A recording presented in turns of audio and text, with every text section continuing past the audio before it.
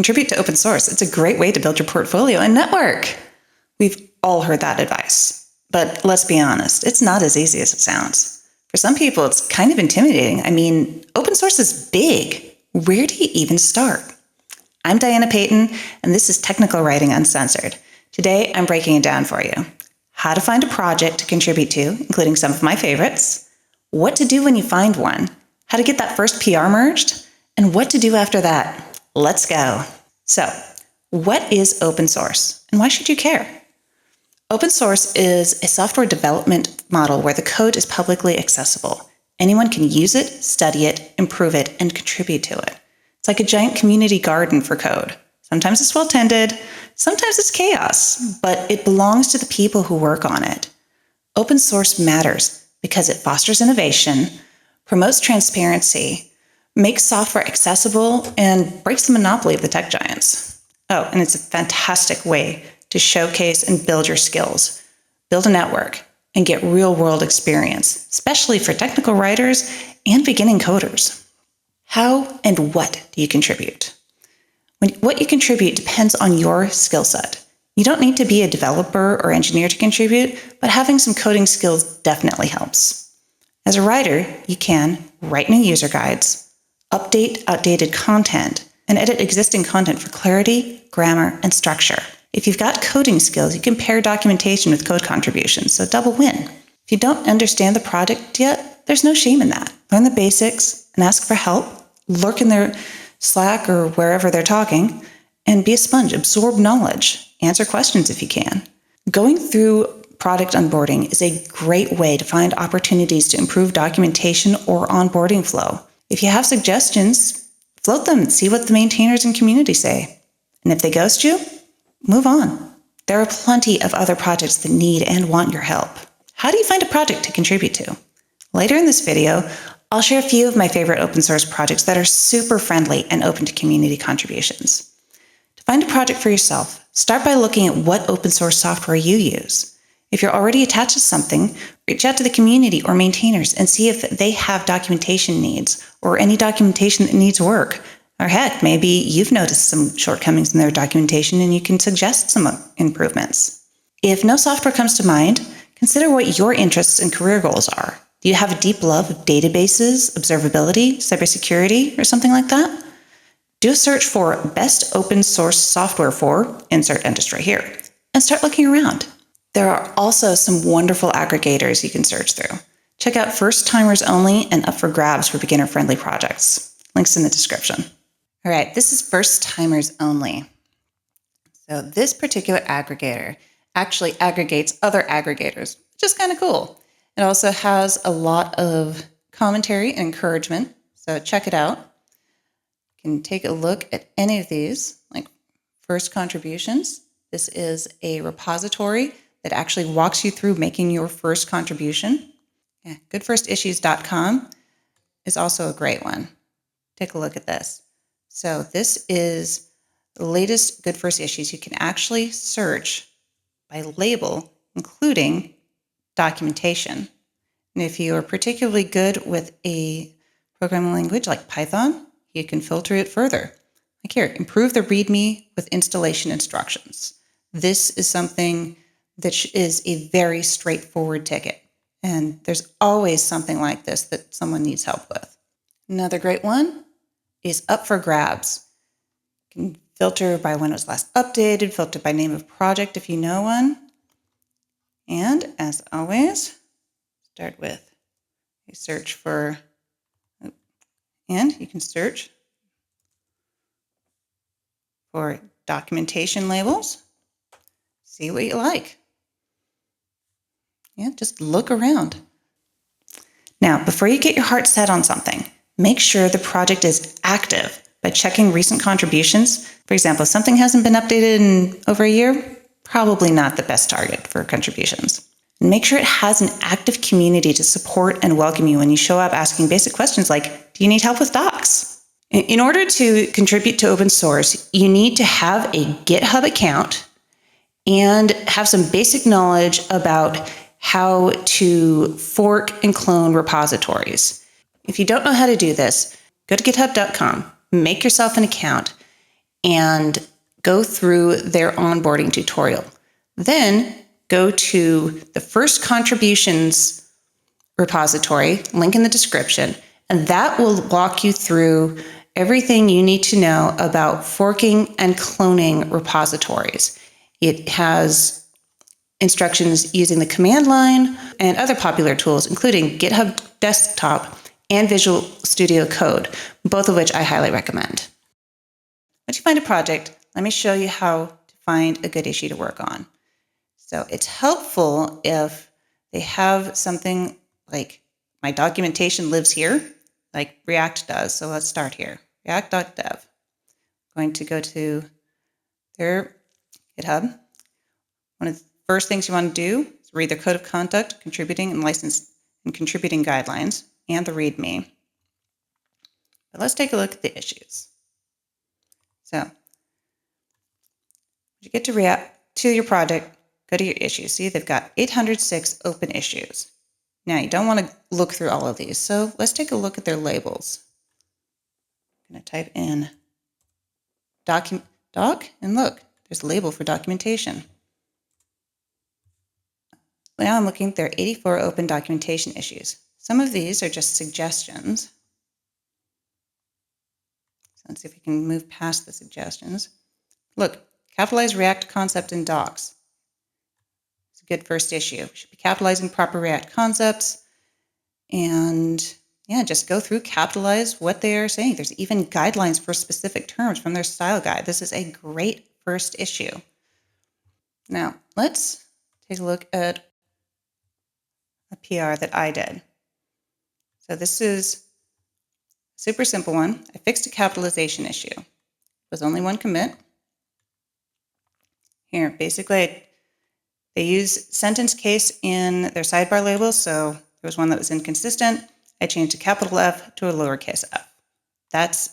You can do super minor fixes. I signed the CLA, and what it needs now is approval. I've already spoken to the maintainer, so once they get around to it, they will approve and merge this, and it will be a small improvement to their documentation.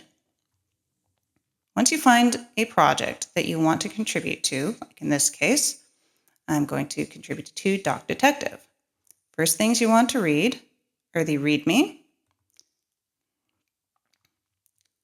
And this tells me how to build, how to install dependencies and build documentation locally. Some projects will also have a code of conduct or other contributing guidelines.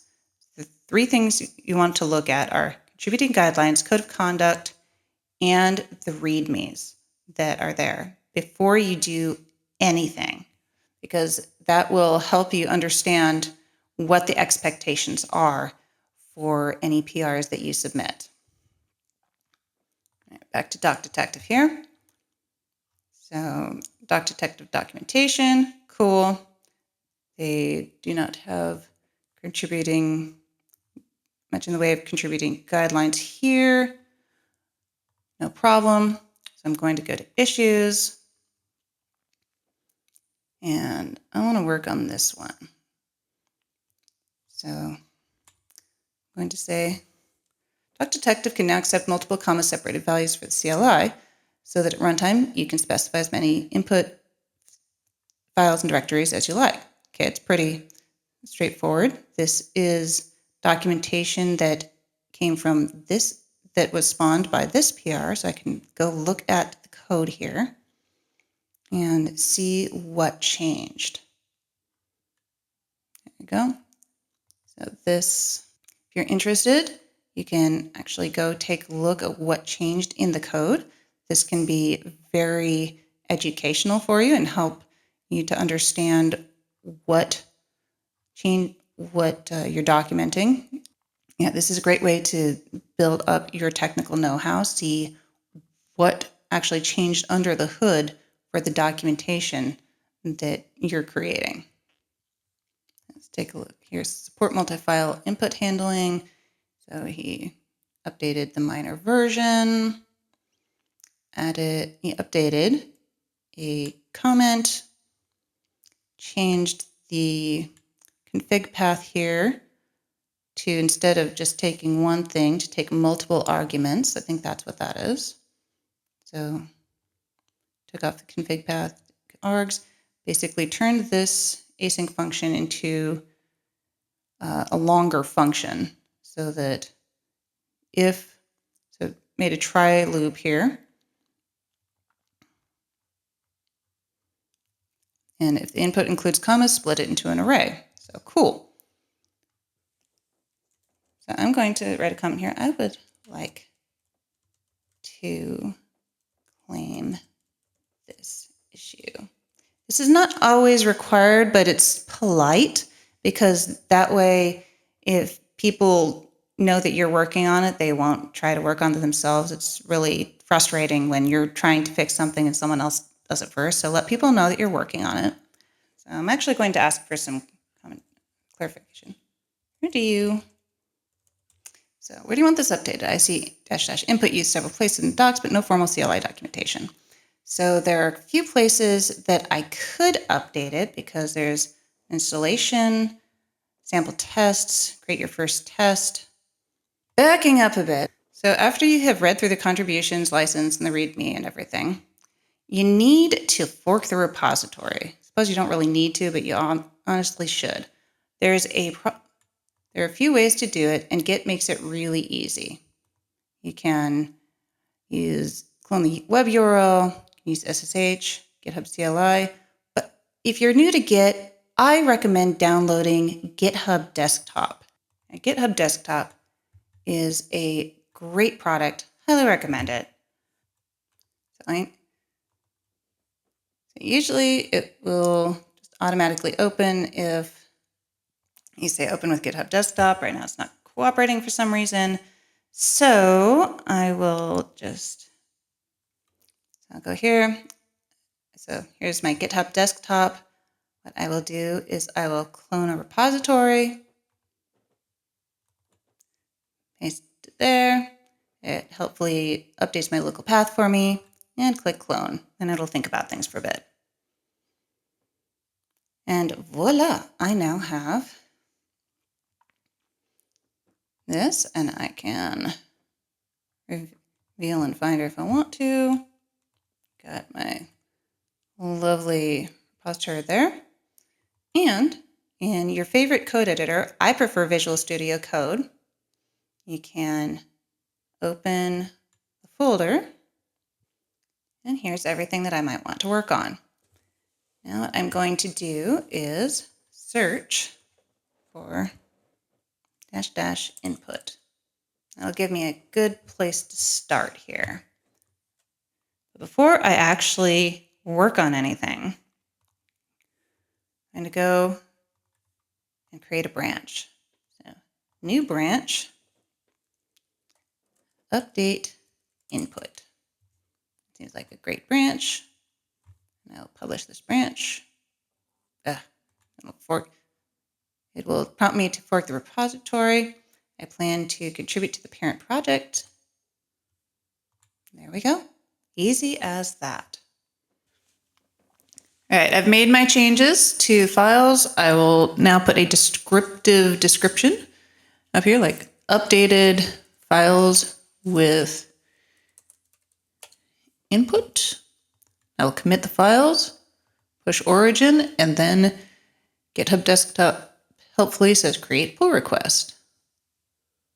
It opens to. All right, I updated my files here, and I'm going to put in a helpful description for this commit. In this case, I had to re-record this. I'm going to commit my files, push the origin, and then I will create the pull request. Now, so we're going to pretend that this is actually my original PR, where I'm fixing issue number 65 and putting in a helpful title where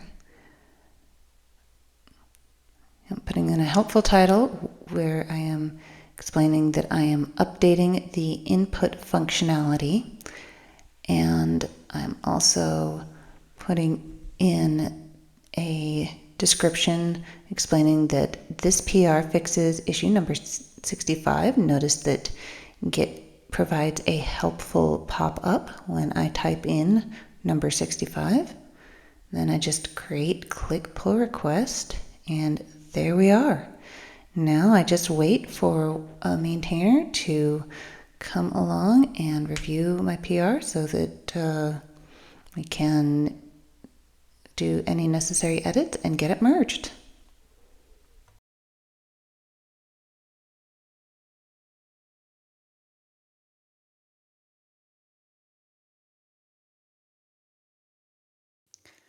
After you've submitted your PR, it might have some automated testing like CodeRabbit, and then someone is likely to give it reviews, maybe ask questions, maybe make some editing suggestions like this one here. And you can choose to commit the suggestions or you can discuss them. When all of that is done, your PR will either be merged or it will be rejected, depending on the needs of the project. Your likelihood of getting a PR approved is greatly improved by being in communication with the maintainers, making sure that this is a change that they want, and by being ready to work with them. In this case, I have applied the 2 editing suggestions, and now I'm going to re-request review. And when all the back and forth is completely done, your PR will be approved and merged. Now, if they don't do this for you, it is considered polite to delete the branch when you're done. Just kind of cleans things up. And that's it. Once this is merged, you have successfully contributed to an open source project. Congratulations, you're an open source contributor. So your PR is merged. Now what? Well, you've made a contribution, gotten some experience, and expanded your portfolio and network. You've got some decisions to make. Are you going to stick with this project and go deeper, or move on to something else? As you think about that, consider what your career goals are. Is this project something that will add credibility to you? For instance, if you want to break into cybersecurity, being able to point to Metasploit or OWASP documentation you worked on is a really great way to get your foot in the door. Whatever you choose, the more you give to a project, the more you'll get back in terms of community, connections, confidence, and credibility. So let's talk about some of my favorite projects. So the Good Docs project, been around for any amount of time, you've heard of them. So they have a link here called Join Us. You can join their community and basically get mentored on how to improve documentation through the Good Docs project. Highly recommend. Metasploit is also a great project to contribute to. They have a super friendly community. It helps if you're interested in cybersecurity and have some know-how there. But like I say, it's a great way to network and build some skills. So they've got a link here to contribute. And you can provide docs. Then they have this entire list of ways to help with documentation. And you can reach out in Slack to ask if they want some help. They have docs getting a little old, help with open issues. So I've got everything nice and labeled. I'm going to click the docs label here. And that will take me to all of their issues labeled with docs. You can also filter further with newbie friendly. Look at that. Great stuff. And Metasploit has 435 open issues. Now, not every project will have a separate repository for docs. A lot of times they will just have a docs folder. So go looking around and you'll find it.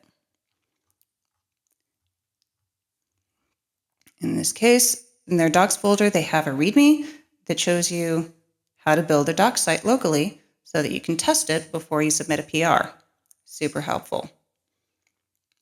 Now, I interviewed the maintainer and creator of Doc Detective a while ago, and this particular software is actually written by a technical writer for technical writers. You cannot get more friendly to technical writers than this. So if you click contribute, there will be instructions for how to contribute. And you can go to GitHub and take a look at the Doc Detective docs right there. You don't need to be a developer or an expert to contribute to open source. You just need to be curious, willing to learn, and able to follow directions. And hey, if your first PR gets messy or confusing, don't worry about it. That's part of learning. Every single contributor has been there. Leave a comment. Tell me what open source projects you're thinking about contributing to. And hey, if you have an open source project that needs contributors, put a link in the comments. Let's start a list. If you got value from this content, like, subscribe, and hit the bell icon. It really helps out the channel. This has been Technical Writing Uncensored, and I'm Diana Payton. Peace out.